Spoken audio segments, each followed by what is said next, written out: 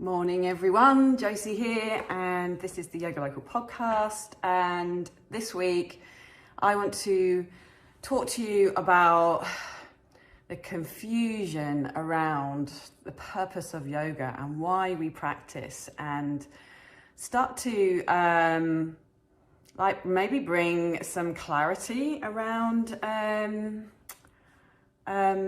mastering asana and what it means to master a pose. My journey as a practitioner and as a teacher has been a constant learning curve, and I think there is a lot of confusion out there, and I was one of those confused yogis for a long time about what yoga actually is and why we practice, because there's lots of mixed messages, and especially in Western practice, my experience has been that it's so physically based. It's about how flexible you are, and pretty much anyone new coming into this door, wanting to find out more about yoga. You can tell they're curious, but they've already got all this kind of stuff about why they can't practice, and it's usually, I'm not flexible enough, or I have that kind of I can't even touch my toes kind of objection. And it's curious to me that yoga has become such it's just become overly emphasized on fitness and our ability to get our body into certain shapes. And it's not really anyone's fault. I don't even want to maybe use the word fault, but it's like misinformation,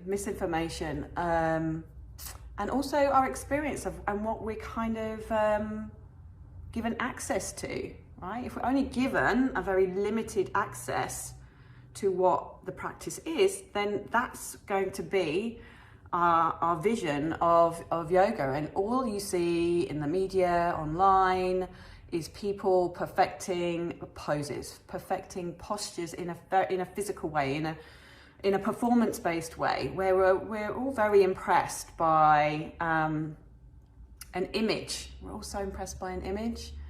And we're all trying to recreate some kind of impeccable image, and it's always been a struggle, because this is yoga, right? This is yoga. Why are we chasing an image? And this has always been something that's kind of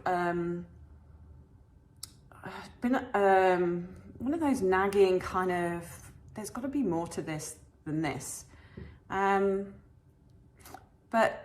as soon as you're ready for the teachings, they do tend to appear. But it's been a long journey. It's kind of frustrating that it's been such a long journey to actually get to the bones of practice and understand it in a new way. And I want to give you that kind of jumpstart, I guess, now, because mastering asana being just the posture-based portion of practice, the thing that we see in most classes. Most classes are just purely asana-based classes. I've talked to you about this before. A complete yoga practice doesn't just have postures. There's pranayama, there's meditation, there's breath retention, and pranayama is breath work. For those of you that maybe are not clear on the jargon yet, but breath work, mudras, mantra, it's such a broad offering, and we've just kind of narrowed it down to throwing out a few moves in a class that looks more like an aerobics instructed sequence than it is working with energetics, than it is moving us towards a place where we're able to receive and start to understand the wisdom that brings us back to our sense of self, not keeping us in that frame of chasing external images, like the desire to look and be and kind of assess ourselves by everyone else. And that's a real shame. But fortunately, if you're, I think if you're of a certain nature and you're curious and you have this kind of real feeling of like there's something else, and you chase that inner voice, you chase that inner pull to discover more, the answers do eventually start to show up. And I want to talk to you about, and before I move on, mine's jumping around a bit, complete practice has to include meditation. Meditation is yoga. And I just want you to ask yourself if you've ever kind of been in any environment where these things aren't covered. We're just focusing on the posture work, maybe just doing vinyasa, like flowing moves from one to the other without really having an understanding of why and what the benefits are, and how you're moving your body in a way to create a certain energetic effect. And then the other aspect is, are you being taught how to breathe, and do you know why you're being taught to breathe in that way? Have the deeper practices started to become part of your world? The breath retention, the kumbhaka, the mantra. Has it been explained what mantra is, the Sanskrit, and the beauty of the Sanskrit language? And are we being taught to meditate, and how are we being taught to meditate? And does our meditation practice support our asana practice?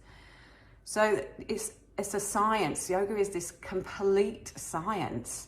And as I said, we've just chopped it into its kind of little fragments as Westerners. This is my opinion anyway, and my experience, what I've seen and learned. It's kind of been chopped into little offerings that we can kind of manage as Westerners, because we've got these busy minds. But aren't we supposed to be helping, as yogis, as yoga teachers, aren't we supposed to be helping people move out of that busy mindset, find more spaciousness, find more ease, not just feed into the existing imbalance, which I think is where a lot of yoga is going currently. It's feeding our current imbalances and not moving us out. And you know why we're not moving ourselves out?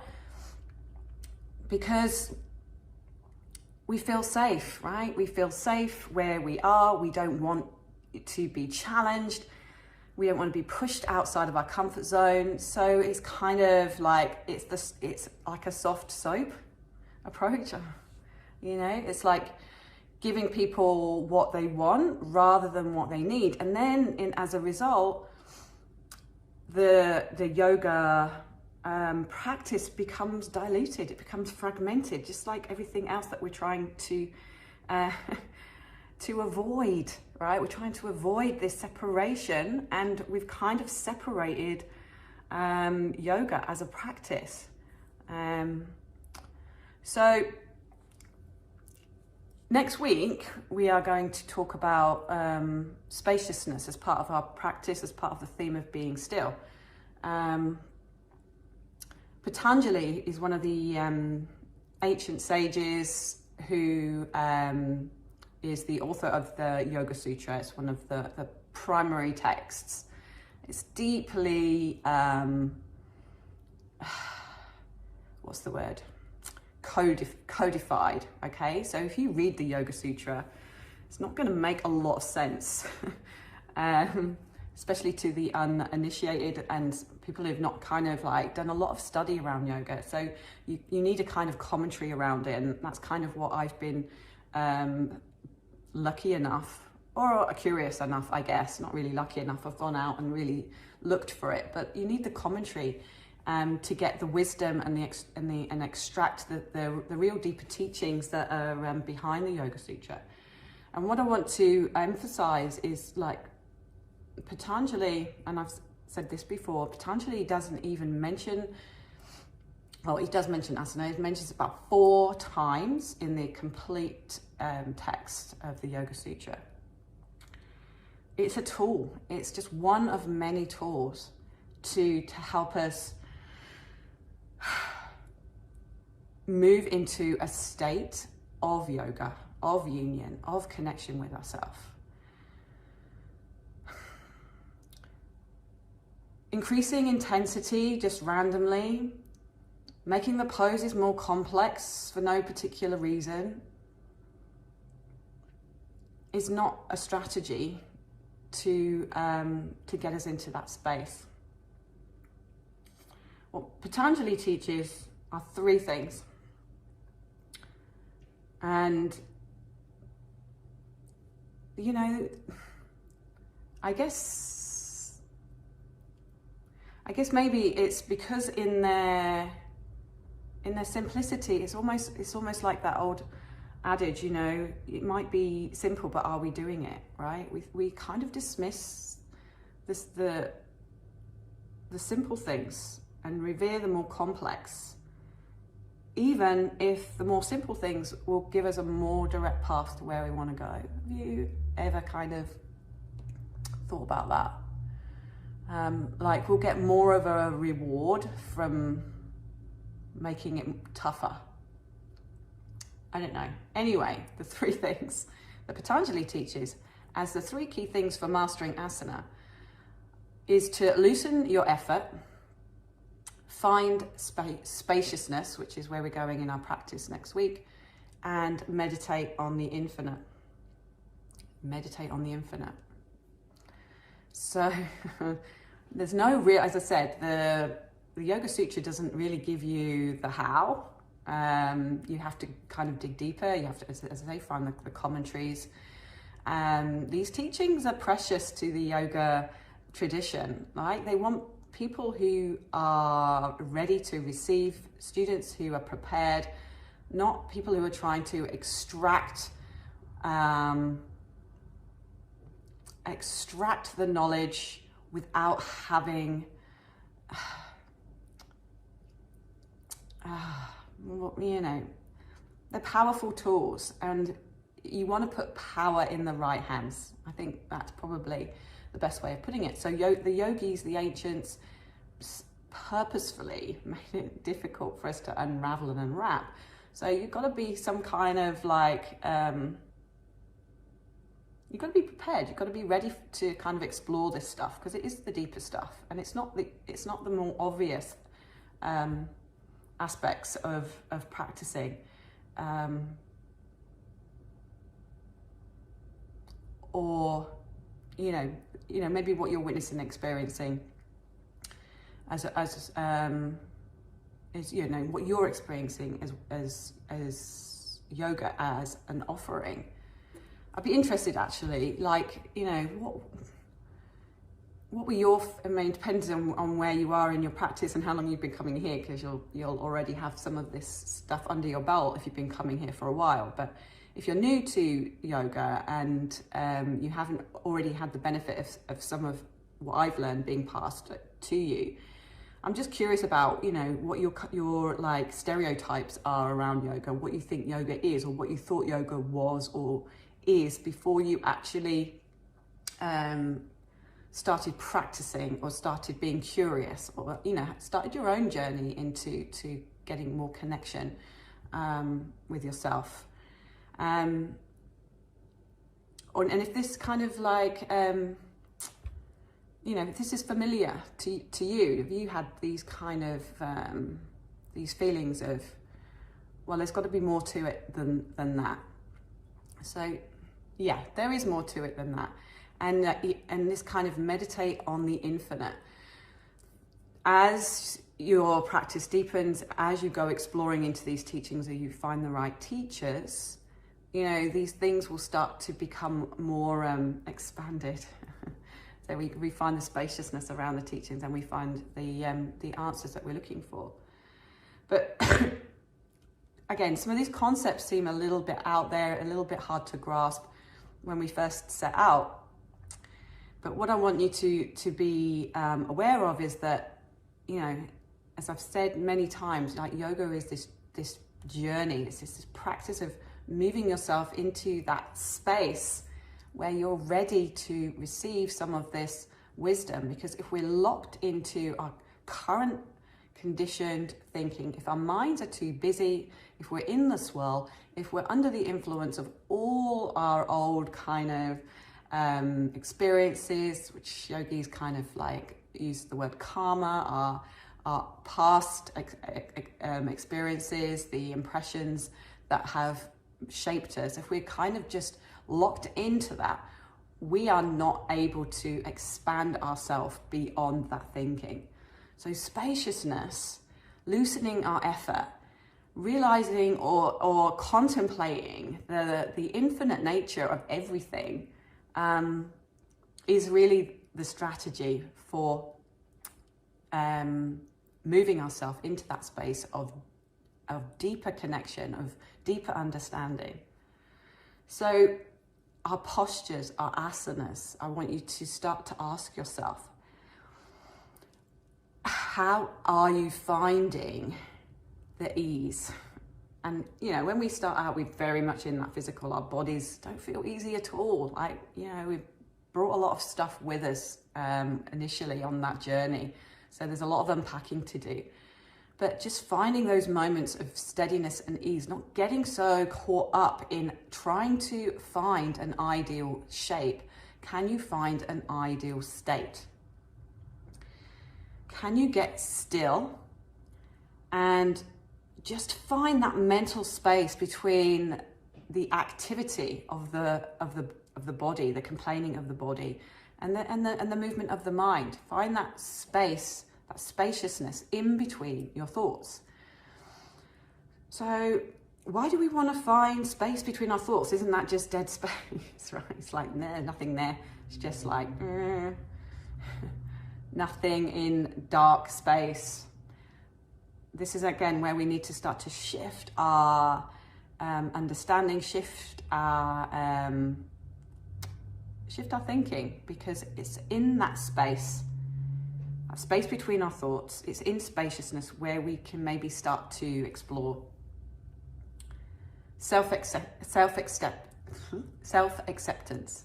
So, right, we've got this real eagerness to grow. We want to come to practice. We've got to a place where we're like, enough, right? I need to sort myself out mentally, physically, emotionally, come into class. There's a lot of work to do.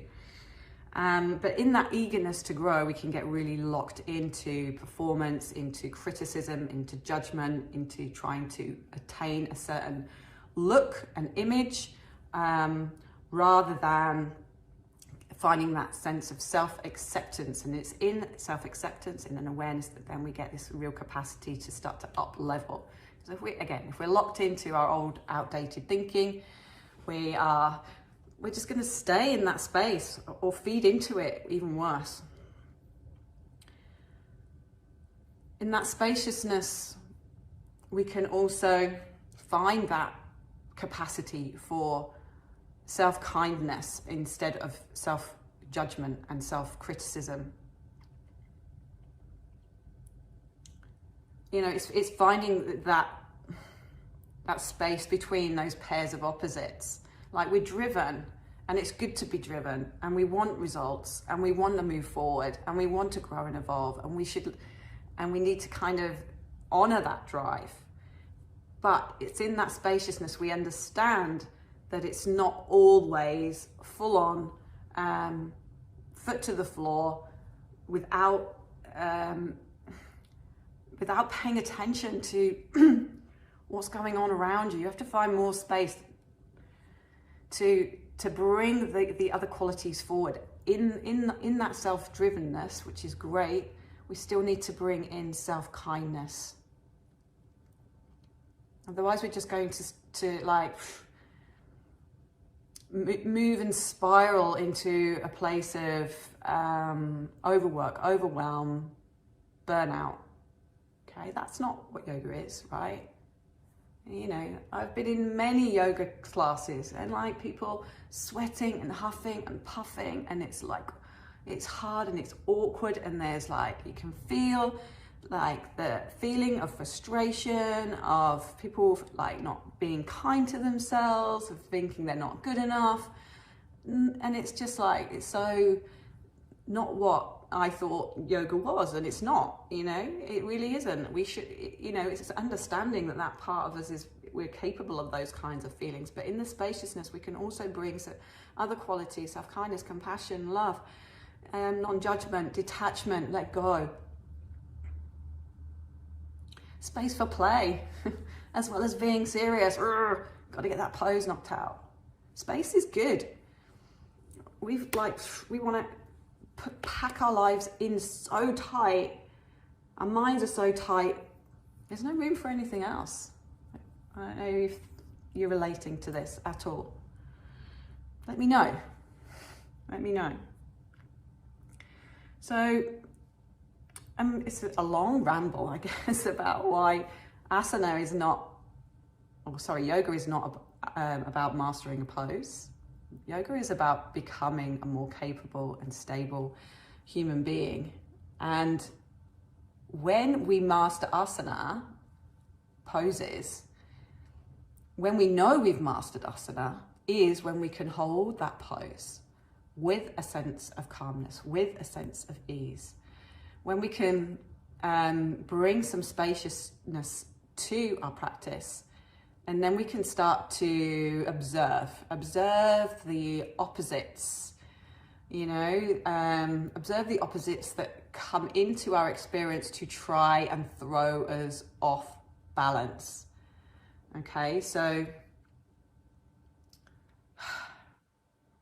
you start to embody centeredness, you start to embody this stability where the force of opposites don't have so much influence over you. So you can succeed and you can fail and you can still remain steady and not flip out and not get depressed or not get agitated, not get angry, not get frustrated. You just use these kind of, this space as an opportunity to re-find yourself within the push and the pull.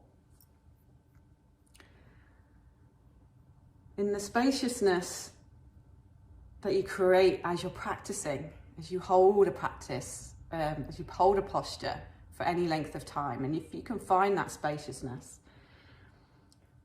then you will find that space to receive as well as give. So basically, mastering asana, and the result of mastering asana is that the pairs of opposites, the push and pull, you know, the good, bad, the I'm enough, I'm not enough, they start to have less and less impact on you. And as a result, we become more and more centered. And every experience then, not just when we're in a practice, in our asana practice, when we're trying to master a pose, master an asana, but then in our everyday life, like the same things are gonna show up, yeah? In those moments of challenge, in those moments where we're thrown off, can we still come back to a place of centeredness, ourself, the part of the self that is not triggered by our past conditioning, that's not triggered by the thought of meeting any external expectation. Be true to yourself. So that's what we're going to be practicing in class, right? It's important for me to start to pass some of this,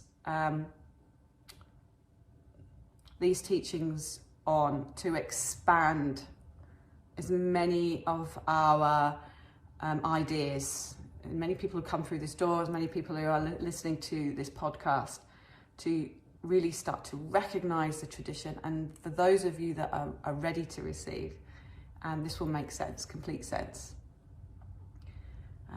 But yeah, it's important that we start practicing in a way that the teachings were meant to be taught, not chopped up and portioned out just to make it more commercially tasty.